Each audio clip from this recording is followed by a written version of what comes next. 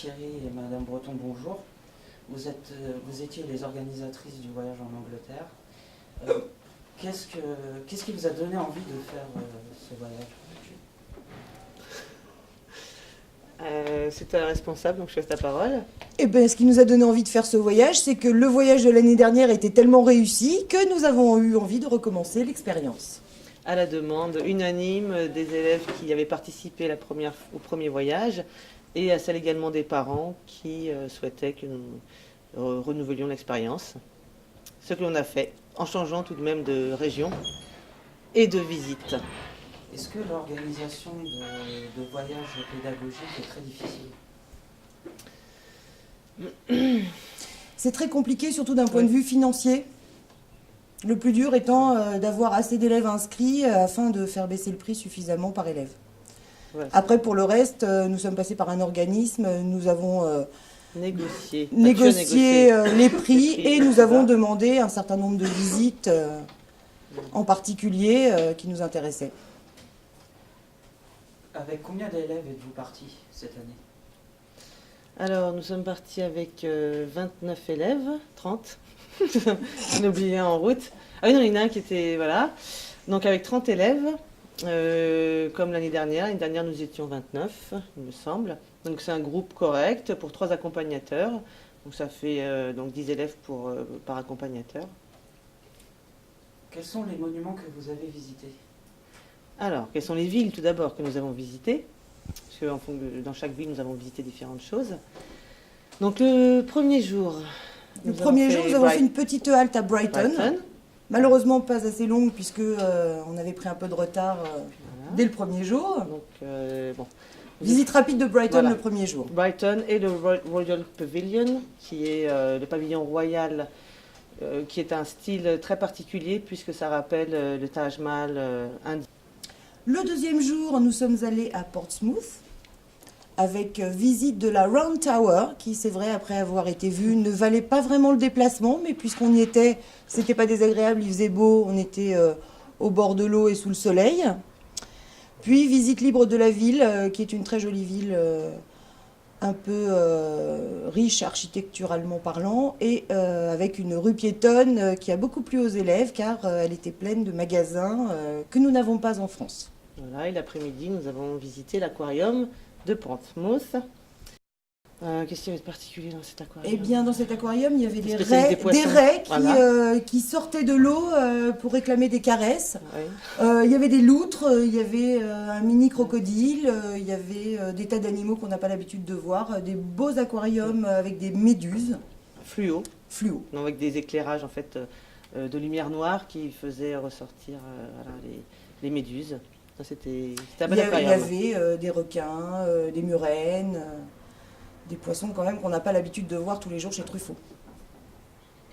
Alors le mercredi, nous avons été visiter la cathédrale de Winchester. Et l'après-midi, nous sommes allés dans une autre ville qui s'appelait Chichester. Voilà.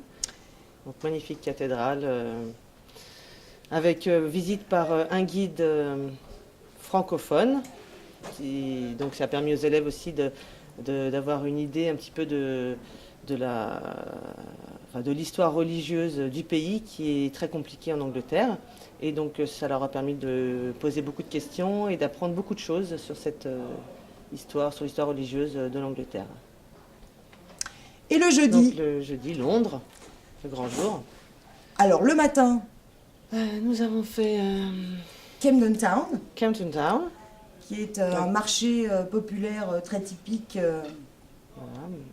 avec plein de choses un peu différentes. Très coloré, l'ancien quartier punk, très vivant.